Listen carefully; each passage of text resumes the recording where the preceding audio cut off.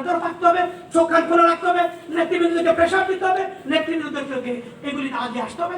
আমি অবশ্যই পরিচালক হিসেবে আমার একটা দায় আছে, এই দায়বদ্ধতার জায়গা থেকে আমি বললাম এবং আমি এটা করার জন্য সচেষ্ট থাকবো।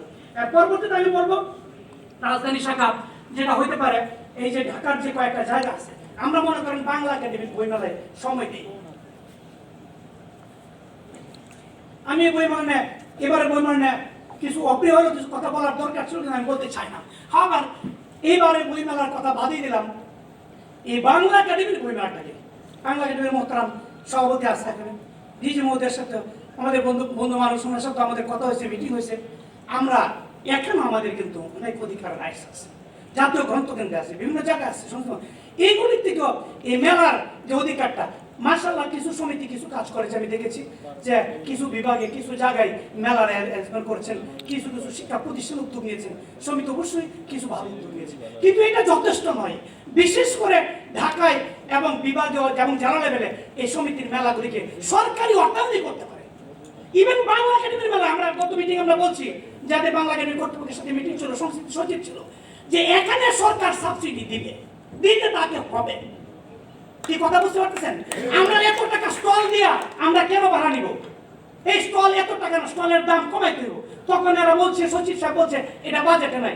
আমি বলছি বাজেট দরকার করেন, বাজেট তৈরি করার সময় ঢুকান, এবার পারেন না নেক্সট টাইমে ঢুকান।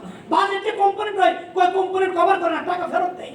বাংলাদেশ নিজে আমাকে বলছে টাকা ফেরত দেয়, আমি কোনো টাকা ফেরত দেন করে আপনাদের এটা কভার করে না। কভার করে না কেন? যে কম্পোনেন্ট আছে, খাত আছে, খাতে ঢুকান। কাজে যারা খাত তৈরি করে, যে সচিবরা তার সাথে সিটিং দিলিটা হয়ে যায়, এটা কোনো বিষয় না। এটা তারা দিবে না মানে দিতে তারা বাধ্য, এটা আমাদের রাইটস। কাজে এখানে আপনাদের যাতে করে সমিতির এই যে মেলার স্টলগুলো আরো বেশি পাওয়া যেতে পারে এবং এই স্টলগুলিকে আরো স্বল্প মূল্যে যাতে পাওয়া যেতে পারে, এই ব্যাপারে কার্যকর ভূমিকার একটা সুযোগ এখনো আছে, কারণ এই মেলাটা এখনো হয়নি, এটা করাতে হবে। এরপর আমি বলবো ঢাকাতে আরো যে কাজটা করার দরকার, শুধুমাত্র এই বাংলা একাডেমির বই মেলা না। আপনি মনে করেন ইসলামী ফাউন্ডেশনের মেলা হয়, এই ফাউন্ডেশনের মেলা কি আপনারা পার্টনার?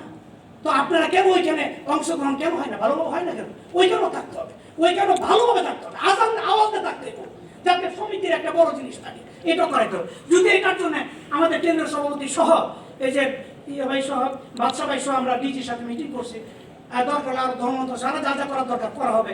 এখানেও কিন্তু আমাদের অধিকার আছে, আরো বড় বৃহত্তর পরিসরে মেলা করে সকল অংশগ্রহণ বাড়াইতে হবে। এই দুইটা তো গেলই। এর বাইরে আমি বলবো রাজধানী শাখাটাকে ভাগ করে, মনে করেন ঢাকাটাকে আপনি কয়েকটা অঞ্চলে ভাগ করেন। একটা হলো ধানমন্ডি ধরেন, বাংলা বাজার বা মতিঝিল, এরকম বিভিন্ন অঞ্চল মিরপুরের ভাগ করেন। ভাগ করে করে প্রত্যেকটা অঞ্চলে বাপুস থেকে মেলা হতে পারে। কি হইতে পারে কিনা বলেন? হওয়া উচিত কিনা বলেন? আর আওয়াজ নাই কেন ভাই? আপনারা কি রাজি না নাকি? এটা আপনারা স্ব এলাকায় আপনারা এলাকা ভিত্তিক মেলা করেন। যে মেলাটা এখন এখানে হচ্ছে, এটাই মেলা হবে ওইখানে, এমন করা সম্ভব, সুযোগ আছে।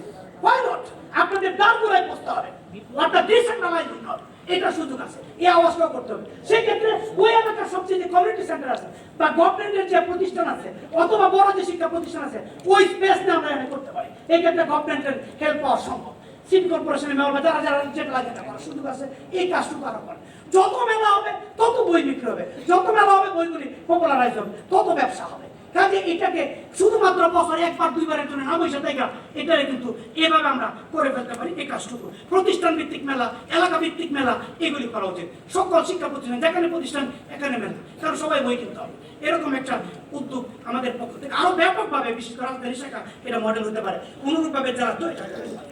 এই হলো কয়েকটা পরামর্শ দিলাম যেগুলো তাৎক্ষণিক আসলো।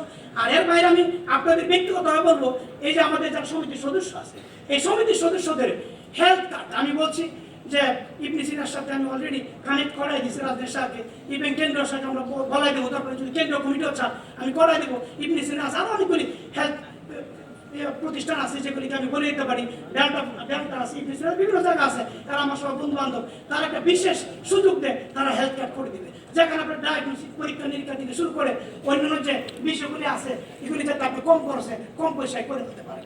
এটা হলো, এটা তো একটা সাপোর্ট, কি বলেন? সব জন্য এগুলি করা যেতে পারে। এরপরে শিক্ষা বৃত্তি চালু করা যেতে পারে আরো ভালোভাবে, কারণ এখানে যে ফ্যামিলি আছে, এই ফ্যামিলির বাচ্চাদের আপনারা এত কষ্ট করে জীবনযাপন করতেছেন, এই যে এত কষ্ট করে কয় পয়সা পান, মূল উদ্দেশ্য কিন্তু আপনাদের বাচ্চারা যাতে মানুষ হতে পারে। আপনাদের বাচ্চাদের জন্য মানুষ ক্যারিয়ার প্ল্যান থাকতে পারে, শিক্ষা বৃত্তিতে তার ক্যারিয়ার কিভাবে গঠন হবে। আমি আপনাদেরকে দরকার পার্সোনালি হেল্প করবো, এটা আমি বলতে পারি যে আপনাদের বাচ্চারা কি করে তার ক্যারিয়ার উন্নত করতে পারে, তার পড়াশোনা, তার উচ্চশিক্ষা কি করে। আপনারা কষ্ট করতেছেন, আমরা কষ্ট করতেছি, আমাদের ফিউচার হতে এভাবে চললে হবে না ভাই, এটা তো হইতে পারে না। কি চান না ভালো হইতে হবে? এখানে যারা আজকে বাংলা একাডেমির চেয়ারম্যান যারা আছে, আপনার মনে রাখতে হবে আপনার বাচ্চা যাতে বাংলা একাডেমির চেয়ারম্যান হতে পারে, আপনার বাচ্চা যাতে ডক্টর ইউনুস হতে পারে। কি হওয়া যাবে? তা সম্ভব না, অবশ্যই সম্ভব, অবশ্যই সম্ভব। এই স্বপ্ন আপনাকে দেখতে হবে। এই স্বপ্নটা দেখার জন্য এখান থেকে এই ক্যারিয়ার প্ল্যানিং কি করে করা যায়, এগুলি সমিতির এজেন্ডা হওয়া উচিত।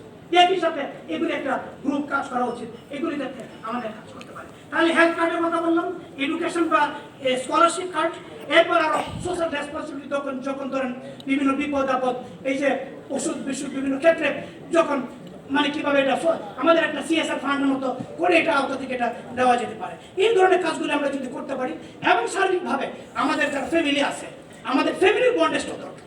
কারণ সম্পর্ক থাকলে এটা দায়বদ্ধতাও বাড়ে, সম্পর্ক যত বাড়বে দায়বদ্ধতা বাড়বে। এই জন্য আমরা কিন্তু মাঝে মধ্যে ফ্যামিলি গেট টুগেদার করতে পারি। শুধু আমরা পুরুষরা এখানে আছি, মহিলারা কি করছে ভাই? আমাদের সমিতির মহিলা সদস্য কই? আমরা কেন মেয়েদেরকে পিছনে বাঁধা রাখতেছি? মেয়েদেরকে পিছনে বাঁধা হবে না, মেয়েদেরকে আগে আনতে হবে। তারা অনেক গুরুত্বপূর্ণ ভূমিকা রাখতে পারে। কাজে হয় ওয়াইফ হিসেবে হোক অথবা সদস্য হিসেবে হোক, যেভাবে হোক মেয়েদেরকে আগে আনতে হবে, বাচ্চাদেরকে ইভেন্ট করতে হবে, যাতে আমাদের ফ্যামিলির বন্ডেজটা বাড়তে পারে। এই বন্ডেজটা যদি বাড়ে তাহলে আমাদের দায়বদ্ধতা হবে, একজন আরেকজনের প্রতি কর্তব্য, একজন আরেকজনের প্রতি অধিকার বাড়বে। একজনের এই সুযোগ আছে, আরেকজনের এই সুযোগ আছে, এটা হতে হবে। যেমন ধরেন আমাদের কেন্দ্রীয় কমিটির, আমি জানি, আমি বাইরের কথা বলছিলাম, কেন্দ্রীয় কমিটির আমাদের যারা সভাপতি, সহসভাপতি, সব পরিচালক বৃন্দ আছে, প্রত্যেকেই তার স্ব অবস্থানে খুব গুরুত্বপূর্ণ জায়গা আছে। এই যে গুরুত্বপূর্ণ জায়গা আছেন, আমাদের মধ্যে কিন্তু সমন্বয়ের একটা ব্যাপার আছে। আমরা যদি আমাদের মধ্যে তার এই সাইডটা ভালো আছে, তার এই সাইডটা নেটওয়ার্কটা ভালো আছে, তার এই নেটওয়ার্কটা আছে, আমরা যদি পরস্পরের মধ্যে এই নেটওয়ার্ককে বাড়ায় করতে পারি, তাহলে দেখা যাবে আমাদের সদস্যরা এবং সমিতি নিতে পারে। এই কাজটুকু আমরা এখানে করতে পারি। সবশেষে আপনাদের সবাইকে আরেকটা কথা বলতে চাই যে রাজধানী শাখা আপনি চিন্তা করতে পারেন, এটা অপ্রিয় হলে আমি বলবো, যেটা হলো রাজধানী শাখা মানে অফিসটা, একটা অফিস রাজধানীতে কেন্দ্রে থাকা উচিত। এটা ভিউ পয়েন্টে বা পল্টনে এরকম কোনো একটা জায়গায় করা যায় কিনা, এটা রাজধানী শাখা ভাবতে পারেন, যাতে করে কাজগুলিকে আরো মানে আমরা ইফেক্টিভলি আগায় নিতে পারি। এরপরে নবায়ন ফি সহ কমানো বা অন্যান্য যে যতগুলি আছে আমাদের কেন্দ্র নেতৃবৃন্দ আশা করি এই বিষয়গুলি নজর দিবেন, আমাদেরকে সহযোগিতা করবেন এবং রাজধানী শাখাও তার অধিকার আদায়ের ব্যাপারে আরো সোচ্চার ভূমিকা রাখবেন এবং এই কার্যক্রমগুলিকে এগিয়ে নিয়ে যাবেন। আপনাদের সবার প্রতি এই আহ্বান জানিয়ে এবং আমি যে পরিচালক এবং রাজধানী শাখার একজন সদস্য হিসেবে আমি এতটুকু বলতে পারি যে আপনাদের যে কোনো প্রয়োজনে যে কোনো ইস্যুতে ইনশাআল্লাহ আপনাদের পাশে থাকবো। আপনাদের সবাইকে আন্তরিকভাবে অভিনন্দন জানিয়ে এবং আজকে যারা অতিথিবৃন্দ আছে সবাইকে অভিনন্দন জানিয়ে, বিশেষ করে আমাদের আজকের যে প্রধান মেহমান যিনি আমাদের আবুল কাসেম ফজলুর রহমান, এত অসুস্থতা নিয়ে উনি এখানে এসেছেন, এই অসুস্থতার মাঝে উনি উপস্থিত হতে পেরেছেন, এই জন্য ওনাকে আমাদের পক্ষ থেকে সবাই মিলে একটু দূরে একটু হাত দিই। তো তাকেও ধন্যবাদ জানাচ্ছি। আমি শুধু বলছি এখানে এসআর না, সরকারের যে কোনো কর্মকর্তার সাথে যে কোনো সময় যা যা করা দরকার ইনশাআল্লাহ আমরা করতে পারবো, কিন্তু এটা লেগে থাকতে হবে, আপনাদের আওয়াজ দিতে হবে, অধিকার আদায় করে দিতে হবে। শুধু আসলো মেহমানগুলো ছবি তুললাম, এটাই যাতে আমাদের শেষ না হয়, আমরা যাতে এটাকে মানে ভিশনটাকে আমরা যাতে অ্যাকশনে পরিণত করতে পারি, সেই বিষয়ে আমাদের সতর্ক থাকতে হবে।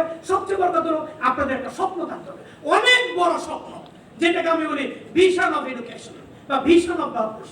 একটা মাস্টার প্ল্যান থাকবে, একটা ভিশন থাকবে, এই ভিশনের আলোকে আমাদের কমিটির একটা কমিটমেন্ট থাকবে এবং এই অনুযায়ী অ্যাকশন প্ল্যান থাকবে। Where there is no vision, there is no commitment. Where there is no commitment, there is no action. কাজে এটা আমাদের এই বাবুসার থাকতে হবে এবং এই ক্ষেত্রে আমি মনে করি প্রবল কবি নজরুলের কথা বলে শেষ করছি, প্রবল অটল বিশ্বাস যার নিঃশ্বাসে প্রশ্বাসে কোনো বাধা তার রুখার পথ কেবলই সম্মুখে চলে। কাজে আমরা সেই প্রত্যয় নিয়ে, সেই প্রত্যাশা নিয়ে সেই আমরা এগিয়ে যাবো। এই আহ্বান জানিয়ে আজকে আমার বক্তব্য এখানে শেষ করছি। ধন্যবাদ। ধন্যবাদ।